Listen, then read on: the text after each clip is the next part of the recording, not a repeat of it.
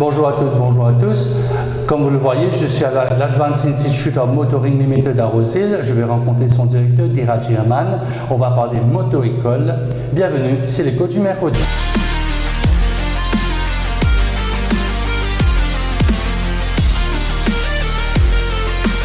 Dhiraj Aman, bonjour. Bonjour. Vous êtes le directeur général du AIM, c'est-à-dire Advanced Institute of Motoring.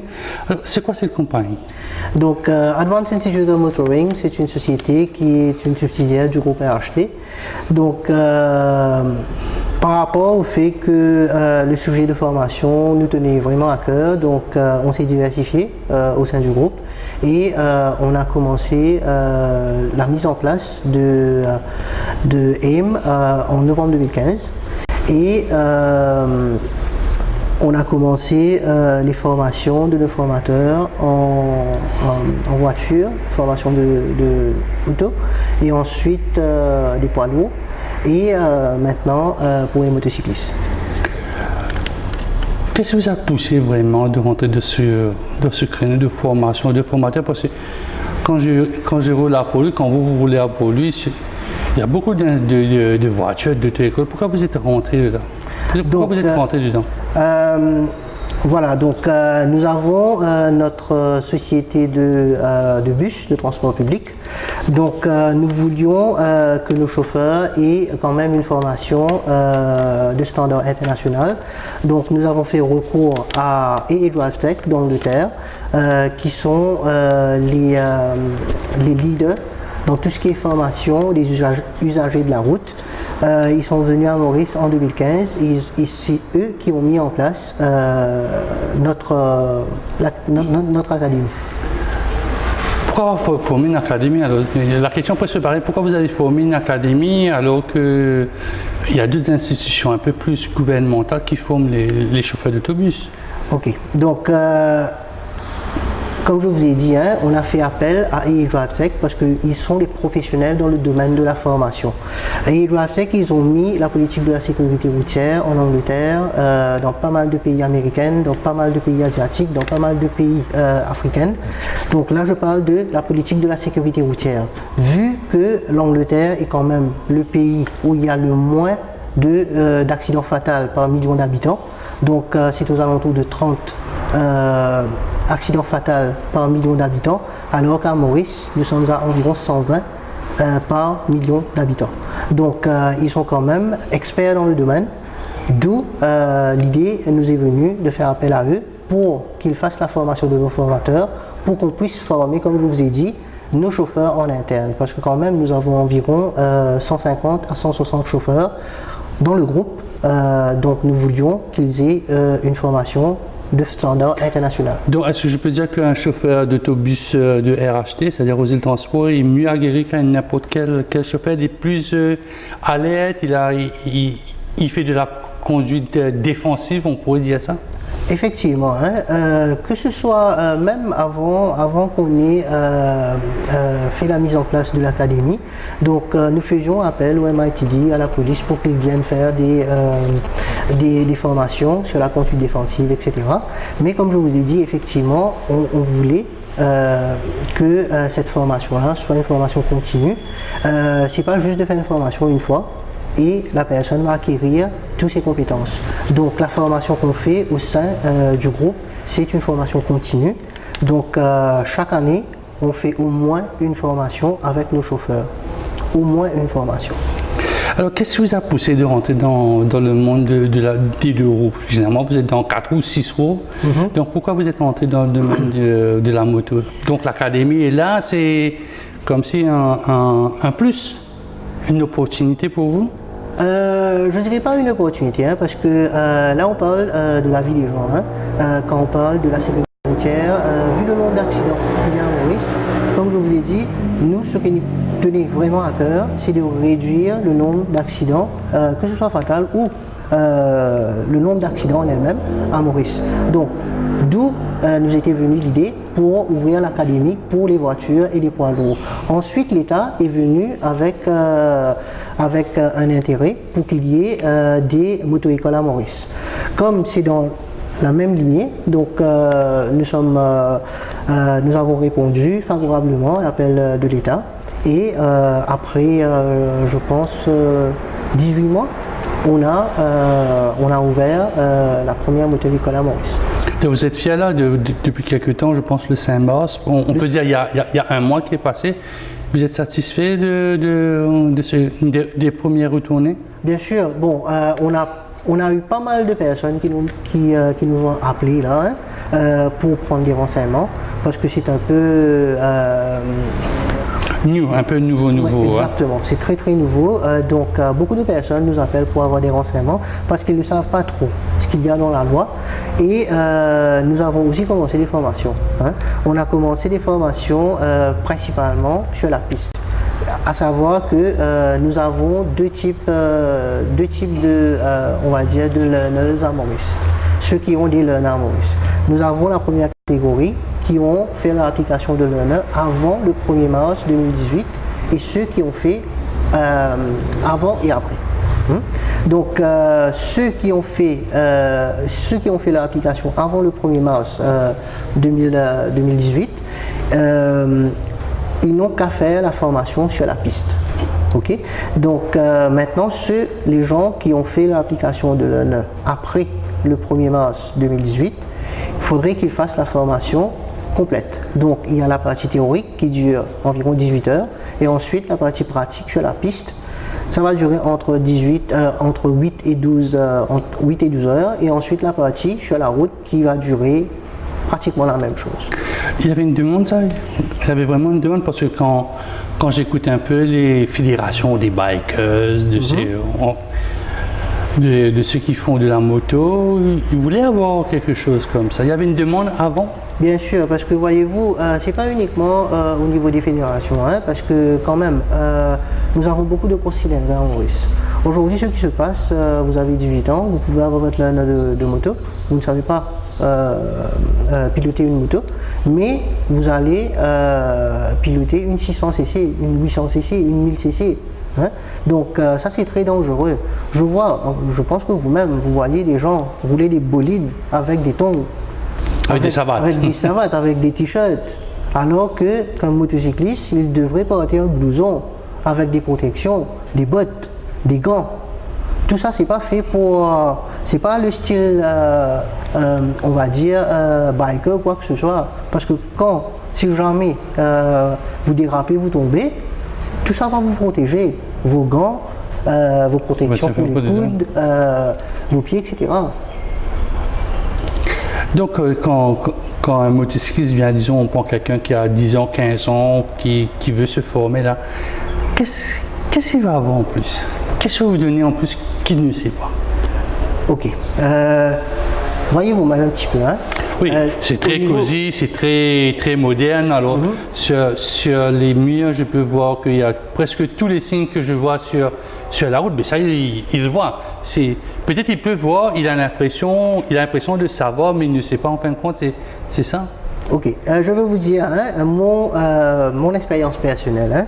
La semaine dernière, je pense, il y avait le formateur qui nous ont appelés pour nous faire un petit rehearsal de son cours.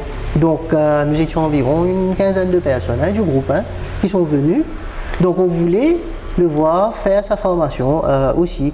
Donc il a commencé sa formation en nous demandant de décrire les types d'intersections que nous connaissons sur les routes. Et il y avait très peu de gens qui pouvaient lui dire tous les types d'intersections qu'il y a sur les routes. Donc c'est juste pour vous dire, la majorité des personnes qui étaient présentes dans le cours, ils ont plus de, on va dire, 15, 20, 30 ans d'expérience dans ce qui est de conduire sur la route, rouler en moto ou de conduire sur la route. Moi-même, j'ai quoi ça fait depuis 93, j'ai mon learner, donc ça fait quand même 25 ans. 25 ans, oui. Je ne savais pas. Je connaissais une partie, mais pas tous les types d'intersections qu'on pourrait éventuellement avoir. Et par rapport à son cours, il a 20 différents modules à apprendre aux gens. Aujourd'hui, ce qui se passe, si vous ne partez pas à l'école par exemple, vous n'avez jamais passé votre HSI, à moins que vous appreniez beaucoup à la maison. Donc ça c'est vous avez un guide avec vous. Donc, quand on dit que la personne il va suivre une formation de 18 heures pour la partie théorique, on parle de plusieurs modules. On parle des modules comme l'intersection, la partie mécanique, comment vérifier sa moto. Il y a différents types de modules. Par exemple, prendre les virages. Aujourd'hui, la majorité des accidents des motocyclistes se passent où environ 80% des gens, ils n'ont pas percuté quelque chose. Donc c'est eux-mêmes qui sont rentrés. Ce sont des chiffres d'où vous avez ces chiffres-là? Ce sont des chiffres de A à drive ou même des chiffres de la police? Parce que j'ai jamais entendu un policier me dire bon 80% de personnes tapent contre quelque chose ou bien quelque chose tape contre des chiffres officiels de Maurice? Oui. Environ 80%. Vous avez la majorité des gens qui percutent des murs, des arbres, qui dérapent. Donc, ils n'ont pas fait de collision avec un autre véhicule ou une autre personne. Une personne, une motocycliste, une motocyclette ou quoi que ce soit. Donc là, c'est l'erreur humaine. Donc si on peut réduire l'erreur humaine, on va, dans le temps, réduire le nombre d'accidents. Ça ne va pas se passer du jour au lendemain. Donc c'est pas parce qu'on va faire des cours aujourd'hui qu'on va avoir des résultats à partir de demain, après-demain. Ça va prendre son temps, mais il faut quand même faire l'éducation des gens. Parce que, par exemple, aujourd'hui, si vous partez dans une auto-école, qu'est-ce que vous apprenez à faire?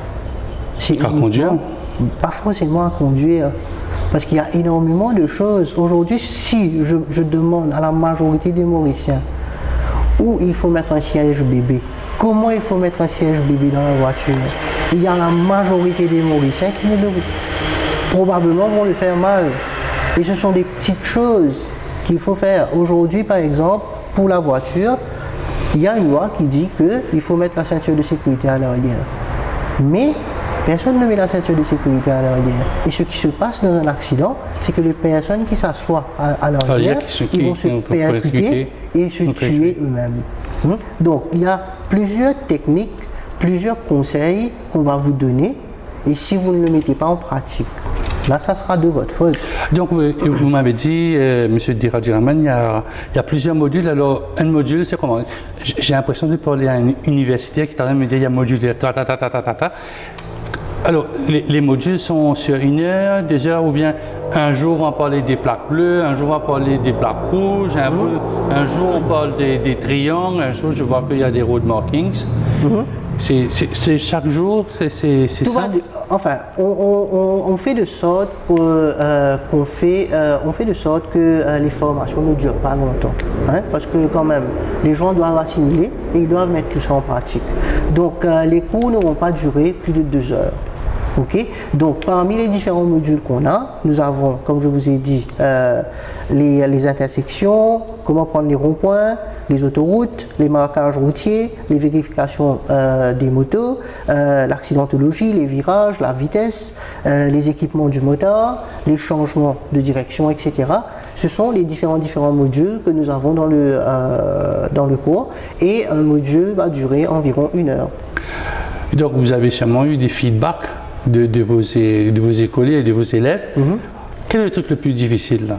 Quel est le truc qui a été le plus difficile à assimiler? Parce que généralement à Maurice, vous serez d'accord avec moi, on a une bicyclette, on est sur la rue, on a grosso modo une première mobilette, ou comme vous dites, vous prenez un learner et vous vous trouvez avec 600cc ou bien 125cc qui est un peu le plus commun à Maurice. Alors quels sont les modules qui ont été les plus difficiles pour ceux qui sont venus? Il y a des modules qui ont été difficiles parce que quand même la formation est très interactive. C'est pas une formation comme si vous êtes à l'école, c'est purement théorique. Donc il y a des vidéos, il y a une présentation, il y a des jeux de rôle, etc. Il y a pas mal de choses qu'on fait pendant la formation pour que les gens, on va dire, ne s'endorment pas. Donc c'est très vivant la formation, que ce soit en salle, que ce soit sur la piste. Parce que même sur la piste, nous avons eu des élèves qui ont eu leur licence, je ne parle pas de learner, ils ont leur licence depuis plus de 20 ans. Ils sont venus faire la formation parce qu'ils voulaient savoir ce que nous allons leur montrer. Et ils étaient agréablement surpris de savoir les nombreuses choses qu'ils ont appris après la formation. Bon, il n'y a aucune formation qui est terminée à ce jour. Nous avons commencé nos formations, je pense, vers le 20 mars.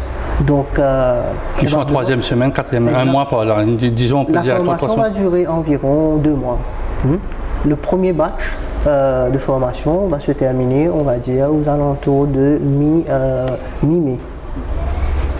Donc, vous avez parlé avec ces élèves-là, ils vous disent « Ah oui, c'est intéressant, Oui, je ne savais pas quel truc il fallait. » Parce que peut-être les signes sur la route, bon, c'est une question, on peut avoir des livrets, mais l'équilibre, la façon de tomber, le pilotage défensif, ça ne s'apprend pas. Si on est sorti à bicyclette, on n'apprend pas à être dans le domaine défensif. Donc, au niveau de la conduite. Vous avez répondu à la question vous-même, parce que la question précédente que vous m'avez posée, pourquoi venir dans une moto-école? Parce que nous n'avons pas appris à conduire avec des gens qui ont été formés pour nous instruire à rouler à moto, à conduire des voitures, etc. Quand je reviens sur la piste, il y a 2 types de formation. Il y a la piste rapide et la piste lente. Donc là, on va vous montrer, par exemple, comment vous positionner sur la moto. Par exemple, je voyais l'instructeur qui disait votre centre de gravité doit être à ce point sur moto pour que vous soyez beaucoup plus stable. Donc ce sont des petites choses qu'on ne sait pas. Comment se positionner, c'est ça vous me dites? Exactement, se positionner pour que il y a une partie de votre corps qui doit être directement, qui doit être droit avec le moteur, par exemple, une partie du moteur. Donc c'est là que vous avez le plus de stabilité sur la moto.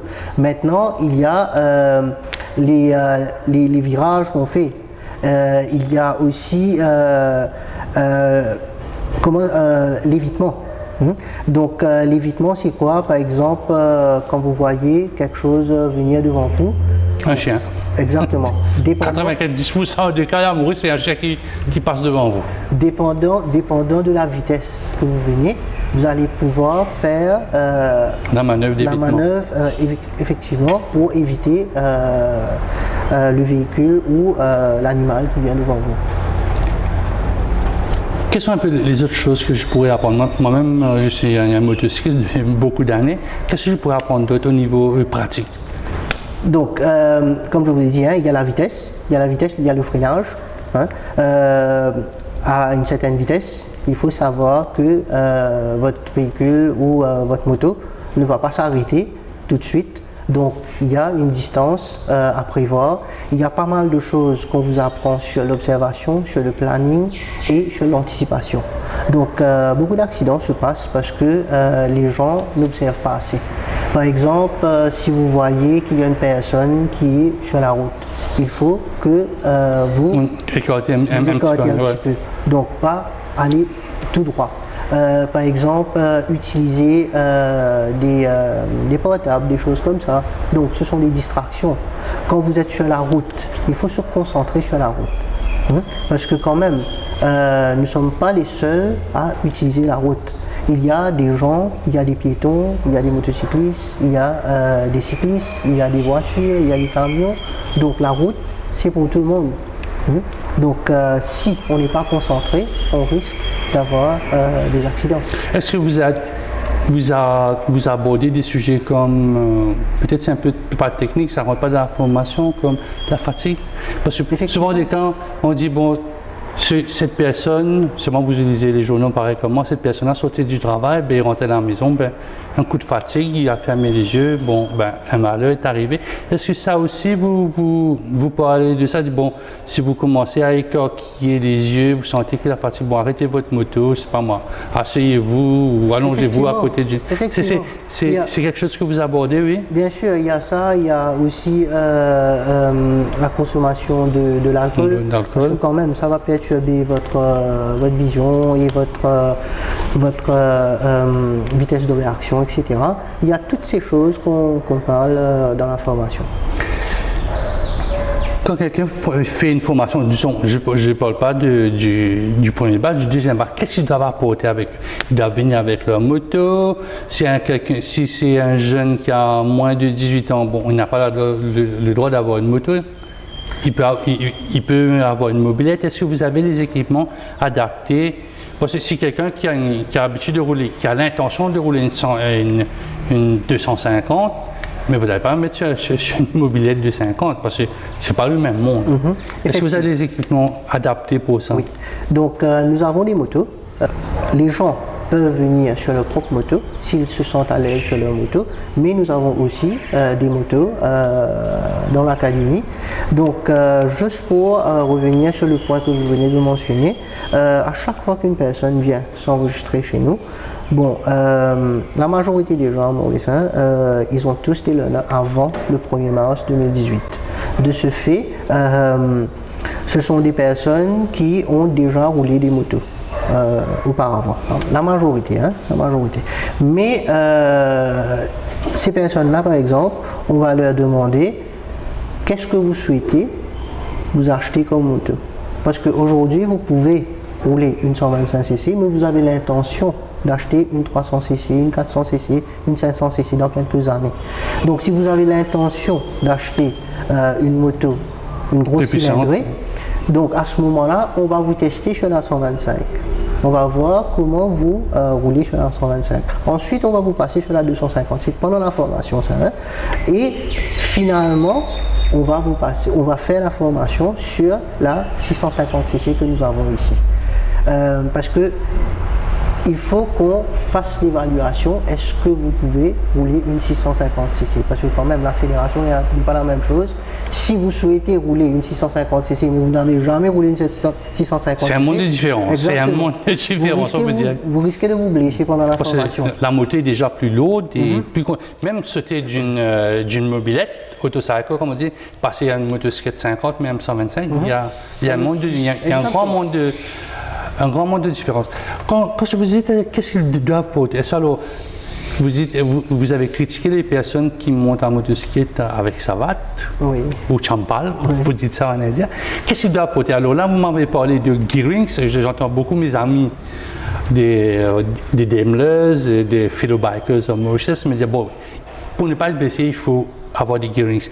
Est-ce que vous, dans les cours, vous persistez à dire, bon, écoutez, mettez des gants. Bon, c'est pas un gant en laine qu'on voit dans le supermarché, mais d'avoir des gants, avoir des petites protections, de ne pas conduire une moto avec des savates. Ça aussi, vous lui dites, bon, si quelqu'un vient là, vient dans votre cours de formation, il vient avec ses savates de dos, comment on va le dire, savates de dos, t-shirt, mais comme s'il n'est pas vraiment habillé. Là, pendant la formation théorique, ça ne pose pas de problème parce qu'il vient en salle de classe. Mais il y a un module qui s'appelle les équipements pour les motards. Et dans la module pour les équipements pour les motards, on précise bien pourquoi il faut mettre des gants, pourquoi il faut mettre un blouson, pourquoi il faut mettre des bottes. Parce que ce sont des équipements qui vont vous protéger en cas de chute. Parce que, comme je vous ai dit, que ce soit, je ne parle pas des grosses cylindres, je prends les 125, 150, 110. Une 125cc, on peut rouler à 120 km/h, 140 km/h avec une 125cc. Donc imaginez-vous, vous en tant qu'humain, nous marchons environ 3 km/h. Nous courons environ 6-7 km, à moins qu'on soit Usain Bolt. 10 km/h. Imaginez-vous si vous percutez un arbre à 10 km/h quand vous êtes en train de courir. Maintenant, vous êtes à 125 km/h. C'est la mort. Exactement. Même si vous dérapez, ces équipements-là vont vous protéger, comme votre helmet. Helmet à Maurice, on met des helmets qui sont beaucoup plus larges que nos têtes, qui ne sont même pas attachés. Ce sont des gros risques. Ça aussi, vous abordez ce sujet-là? Tout ça, on les aborde dans notre cours. Comment choisir son casque, comment choisir ses protections avant que vous preniez une moto pour rouler. Mais disons si un motocycliste vient, il a 150, 125 depuis quelques années, il n'a pas d'équipement, il doit aller faire la phase pratique. Est-ce que vous lui passez le gant, ou bien il fait comme il a l'habitude de faire? Pendant la pratique, sachez qu'on ne roule pas vite. On va tourner très lentement. Hein. Si sur une piste de 100 mètres, hein, on ne va pas utiliser les 100 mètres. C'est beaucoup plus pour faire des 8.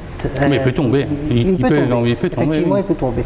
Malheureusement, on ne peut pas donner ces équipements-là parce que du côté hygiène, hein, parce que les personnes, ils peuvent être allergiques. Moi, je peux mettre un gant.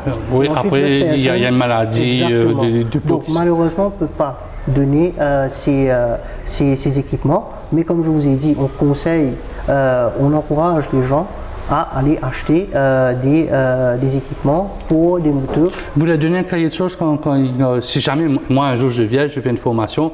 Bon, on va parler de l'aspect un peu financier tout à l'heure. Est-ce que vous me donnez un cahier de charges? C'est-à-dire, je dois venir comme ça, je dois avoir ça, je dois avoir ça, un strict minimum pour venir au cours? Effectivement. Hein, parce que, par exemple, je ne peux pas demander aux gens d'acheter des bottes de moteur pour venir. Oui. Donc, ils doivent mettre des chaussures pour venir. Hein. Maintenant, je ne vais pas lui demander il ne viendra pas en chaussures de soirée. Il faudra qu'il mette deux types de chaussures, par exemple. Maintenant, s'il peut mettre un blouson, on va lui demander de venir avec son blouson. Des choses comme ça. Mais on ne l'oblige pas à apporter, on va dire, un blouson de cuir pour mettre un blouson, mais pas un blouson des bikers. Exactement. Donc, on va aborder l'aspect le plus important de ça. Alors, combien ça coûte? Parce que moi, j'entends beaucoup de choses sur le chemin. On me dit que c'est trop cher. Alors, est-ce que c'est cher, la formation? Je ne vais pas dire que c'est cher, parce que par rapport au fait que quand même vous allez sortir de la formation et vous serez une personne qui sera aguerri, averti et qui serait peut-être il y aurait peut-être moins de risques pour vous d'avoir un accident. Hein. Donc, je vais parler de la partie financière. Donc, comme je vous ai dit, hein, il y a deux types de formation parce qu'il y a deux types de clients pour le moment. Nous avons... Donc, les deux types vont aller jusqu'à 2003 ans, c'est-à-dire non 2021. Parce que je sais qu'il y a un moratoire pour ceux qui ont fait avant le 1er mars, ils ont jusqu'à mars 2021 pour faire la formation, ça c'est un. Et vous aurez les jeunes qui auront 18 ans, 19 ans dans quelques mois. Ça c'est un autre groupe. Exactement. Donc je vais parler des gens qui ont déjà leur avant le 1er mars 2018. Donc la formation coûte environ 3 000 à 3 500 roupies. Hein. Il y a un dépôt qui est non remboursable quand vous venez vous enregistrer chez nous. Qui est de combien? 1500 roupies. C'est-à-dire presque la moitié du cours. Oui, 1500 roupies pour la partie vous vous enregistrez dans le cours. Ensuite, vous payez 200 roupies par session. Donc, comme pour les voitures, quoi. Après, non, pour les voitures, je pense que c'est 30 minutes. Ici, 1 heure. Non, je dis la somme. Je ne parle pas du militaire, mais la somme, c'est presque 200 roupies. C'est presque ouais, donc, à savoir que sur la piste, il faut compter environ 8 à 12 heures sur la piste. 2400. Maximum 2400. Donc, on va dire, tout va dépendre. Hein. Il y a des gens qui peuvent terminer le cours en 4 sessions. Hein, parce que quand même, nous avons des motocyclistes à Maurice qui ont quand même pas uniquement plusieurs années d'expérience, mais ils font partie de plusieurs clubs. Oui. Dans ces clubs-là, ils apprennent quand même beaucoup de choses, énormément de choses. Ce sont des gens qui n'ont jamais été formés. Ce sont ces gens-là qui sont un peu plus imprudents sur les routes, parce que les gens qui font partie des clubs, quand même, les clubs sont quand même très bien structurés. Oui, je peux vous le dire. Oui. Donc, les gens qui sont un peu, on va dire, les kamikazes, etc., ben, les clubs ne veulent pas de ce type de membres. Donc, pour ceux qui ont déjà une expérience de l'ENEC, datant avant mars 2018, ça c'est à 3500. Maintenant, pour ceux qui vont rentrer, c'est les petits jeunes ou celui qui a 16 ans, parce qu'on a le droit de rouler une mobilette à partir de 15 ans. Eux, c'est à combien? Donc, nous avons 4 catégories. Hein.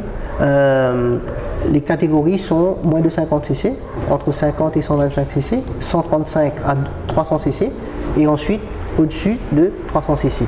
La première partie, c'est la même chose, donc moins de 50 cc. C'est divisé en 3 parties. Donc vous avez la partie théorique, vous avez la partie pratique sur piste et ensuite vous avez la partie pratique sur la route. La partie théorique dure 18 heures de temps et ça coûte 5000 roupies.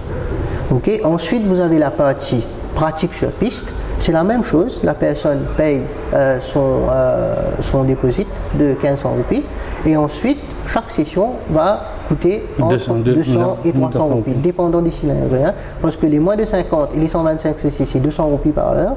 Et les, les 250 cc et les 650 cc, c'est 300 roupies par heure. Ça dépend de la cylindre. Oui.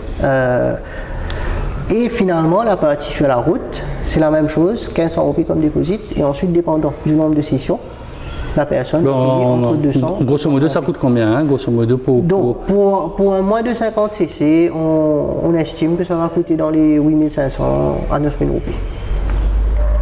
Ensuite, c'est pourquoi que j'entends que... Excusez-moi, Monsieur Herman, c'est pourquoi j'entends que c'est cher. Je dis, 8 000 roupies, j'achète une moto à presque 15 000 roupies, la formation coûte 9 000 roupies, c'est assez cher. Si je dois prendre tous les équipements, ben, on a une petite voiture à Maurice. Il y a plusieurs façons de voir les choses. Hein. Comme je vous l'ai dit, hein, pourquoi l'État, les autorités sont venus de l'avant avec une école de moto?